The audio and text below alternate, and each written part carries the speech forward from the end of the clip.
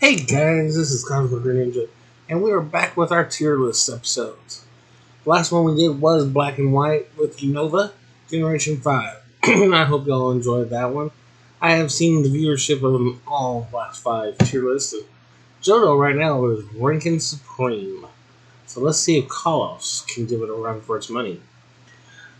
This right here is going to be our tier list for Generation 6. I hope you're excited. Now, we've broken the groups up into a different little bit of a tier list because Gen 6 didn't have that many new Pokemon compared to other generations, so I had to get a little creative. So, we have the best of the best, team worthy, good, average, and basically we're only going to catch them to field living Pokedex. Alright, so with that being said, let's get started. We're going to start with Chespin. Chespin, I'm going to put down here in average. He's okay. No big deal. Good starter overall. Nothing really right home about. Quilladin, this is where him and his final evolution just going to go with. The Pokédex. I won't put them in the box so fast, and I'm not going to blink. Then we have Finnegan. I think Finnegan and its evolution line are actually pretty decent, other than the final, which is pretty average. So I think that would be the best way to put that. Now, we're coming up to Frog. Froakie, Frogadier, and Greninja. These are my favorite. These are the best of the best. They will be on your team. They can be they're the best. So, alright, so as we all know, in college, the starting out area is pretty limited on Pokemon, especially if you want to use Pokemon that is specific to Generation 6 only, and no returning Pokemon from the previous 5. So that means that Buttlebee is actually pretty team worthy. By the time I get to Diggersby, he's already in the Pokemon. I replaced him with someone else usually by that point. Now, the next Pokemon we're going to talk about is Fletchling. Fletchling and its entire line is the best of the best. For a starter-based bird, Talonflame is actually really good. And on top of that, it is one of a few bird Pokemon that has actually got a secondary typing. Or at least in the end. Flying Fire. Usually they're just flying normal. So that helps, especially if you don't choose the starter Finnegan or use Litlow, which will come up to here shortly. And speaking of early Pokemon, we have the Kalos regional bug. Honestly, I was not impressed with this bug. The only thing that impressed me about this bug was the butterfly itself, Vivian. It comes in a variety of different designs based on where you're at on the planet. So that's actually pretty cool. And I wish I could get all of them. I truly do. I have got 2. So I'm not doing too good. But I will eventually one day, hopefully. Fingers crossed. Speaking of early fire Pokemon, though, from our conversation about Talonflame, we have Litlow. Litlow is actually a pretty good Pokemon. So is Pyro. I would say that Pyro is a good team-worthy Pokemon. It has some decent fire moves, some decent normal moves. It's not one of those long-term Pokemon. You're going to replace him regardless. But he's decent. I like him. Next, we have the Floette line. Flabebe, and all of them. I've used them on a team. I have an entire series called Pokemon X on this channel where I had Florges on my team for a good long time.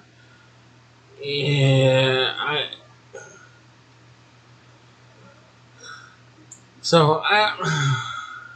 I wasn't too impressed with these two. They're good Pokemon. I just wasn't impressed. Florges was better, especially when we had grass and fairy moves tied into it helped. But other than that, it was eh. Now this grass Pokemon is one I actually like a lot. Go-Go and its evolutionary line. Um, Ironically, I don't use it all that often because by the time I get him, I've already gotten Flabebe. And I'm like, well, Flabebe has 3 evolution lines. This one has only 1. Yeah, I prefer the more complex things. So I usually don't get to use him, but yeah, I like him. I've caught him a few times, used him for a hot minute, and then put him in the bank. Next is Pancham and Pengaroo. I've never had Pengaroo on my team, so I don't know how long he is. So I'm gonna put him in the catch for the Living Pokedex. But I have had Pancham. He's okay. Um, I like him for an early grass Pokemon. He does great. So, yeah. The next one is the regional dog Pokemon, or like I like to call it, the Eevee replacement. Since, I mean, Eevee is in this game, obviously, we're going to get to the reason why in a minute. But Frou to me, is just boring. And I don't use him on my team. I don't make any effort to use him on my team. I box him as soon as I catch him, and I only catch him for the Pokedex. So, you know. The next one is Espla, I believe is the name, and its evolution line. I don't use them at all. I make no effort into using them. So, it is what it is. Next one is going to be Honedge. Honedge, in my opinion, is one of the best evolutionary line Pokemon. I love this Ghost Sword. It is one of my favorite Ghost Pokemon. And I don't have many when it comes to Ghosts, but this is one of my top favorites. I adore this Pokemon. If I can get hold of the Mega form of this sword in Legends ZA, whatever, I'd be so happy. If I can get hold of a Mega Froakie or Alpha Froakie, I'd be happy. But you know me. Next is the newest Eevee evolution. We haven't had a new Eevee evolution in some time, so this one was unexpected and a big surprise. And actually a pretty decent Pokemon. I did use it on my team a lot. Getting it to that evolution does take work. Or more or less having a fairy move on that Pokemon that it has used it. But it's pretty decent. I would prefer it over many of the fairy Pokemon that are in this game. Speaking of which, here is going to be the next 4 Pokemon. I'm just going to drop kick into catch for Living Pokedex because I will not ever use them on my team. I don't like them. Their stats are horrible. Their movesets are horrible.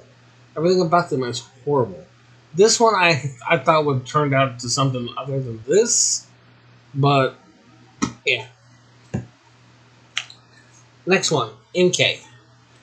NK is good.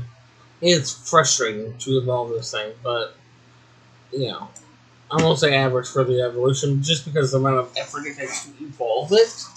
Hold your switch upside down and then evolve it naturally is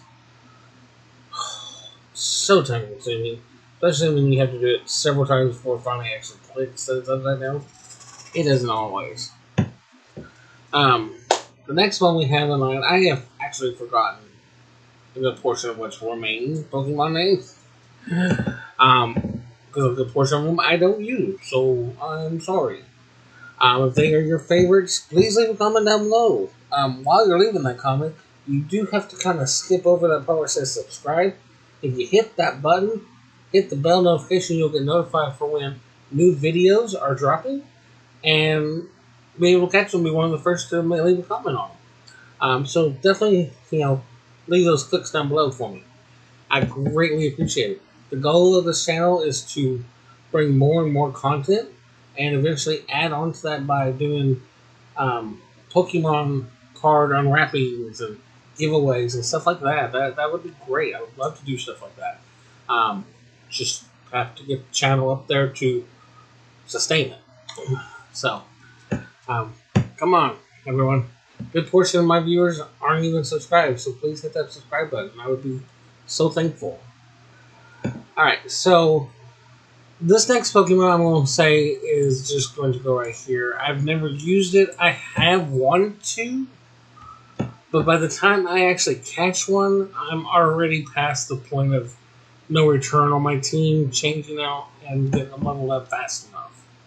So I generally never get to use it. If it was more of an early route Pokemon, it'd be a different story, but it's not. So I'm going to change the course a little bit here. This Pokemon I have got to use. Ironically, not in Generation 6. I got to use that Pokemon in a different game altogether where it was at and enjoyed it greatly. So my opinion of it has changed. I believe it deserves to be in the good pile. Although I forget his name. I do apologize. And now we have Kunacho. And Helioptile. I'm going to put them all four in the Catch for Living Pokedex section because I, frankly, never will use them. They are decent Pokemon. I have seen people use them on their teams. They're okay. They're not Pokemon that I prefer, so therefore I don't utilize them. If I had an all-water team, I may use Contra because I do like some of the movesets it has. But it would take some really consideration of what my limitations were for 6 other Pokemon. Next is the fossil Pokemon. And I'm going to say right now, this one right here is very team worthy. I've used him on my team in several different playthroughs, ranging from X and Y all the way up to Z and A. I love this Pokemon, and I've used it many times. I think it's a great Pokemon. However, its fossil friend, I have never used. I have never had on my team. And I kind of regret that because I think it'd be a decent Pokemon. I really do. So one day I will have to use it in place of Tyranitar. Moving on is to a Pokemon I'm going to put in here because I really do not like this Pokemon. I do not like Hawlucha at all. I do not. So, without having a category that says "bleh" on it, I'm just going to put it in the Catch for Living Pokedex. Next is the Dedenne. I won't put Dedenne in the outer section because it is a Pikachu clone. It is literally part of the Pikachu mouse, repeating electric move Pokemon, climb on anything, run under anything, and it's so annoying. Sorry, I could move, but that is where we sound. Alright. Carbine and Goodra. I have never used any one of these on my team. And it's not nothing against Goodra at all. It just is not my preferred dragon from this game. And you will see the dragon I prefer here in a moment. Klefki, we're just gonna, we all know. Tyro, I literally have this in my mind. Anyways, I'm gonna say it is good. And this one was average. Just because of the extent of work it takes to get them. Okay? It is not a fast process. Next is going to be the Pumpkaboo line and the Avalanche line. I'm just going to put them down here because as I don't use them. I never have, never will. I have no interest to. The last Pokemon that's actually going to be on Team Worthy or the best of the best is Noibat. I love this little bird dragon monstrosity, and any chance I can catch it and put it on my team, I will. I love this Pokemon. I don't know why I love this Pokemon so much. I love this Pokemon. And I go out of my way to catch it as early as humanly possible. I will skip entire storylines if I can to catch this Pokemon. You have no idea. Um, Outside of that, the only other Pokemon that are left are the legendary and the mythical rares. And I'm not going to really put them on here because, depending on the game you're playing will depend on which Pokemon you get. So, I mean, for me, X and Y's mascot Pokemon, I'm going to put on average. Mid tier, they're good Pokemon, but again, you can only catch one or the other if you are playing that respective game for it. So keep that in mind. Your opinion may they be higher or lower, but I'm pretty neutral when it comes to these three legendary Pokemon just because of them being pretty decent, actually. I do like them. Now, with that being said, folks, I just want to say um, that this is my tier list for Generation 6, and I hope you do like it. If you have any comments or think you need to make some changes, leave a comment down below of what you think. I would greatly love to hear back from you wonderful people. Um, Now, in regards to the episodes that we're playing, this is going to be airing in between our Pokemon Fire Red series for the first time. After that, it may come back as a repeat later down the road. It's just undetermined. But I hope you enjoy this episode. Generation 7 will come out later. August ish, maybe. It doesn't take much to make these episodes, but I don't like putting them all back to back to back sometimes because of, you know, repetitiveness on these. Um, so with that being said, guys, I hope you greatly enjoyed. I just want to say thank you for watching. I hope everyone has a great day. Hit that subscribe button, guys.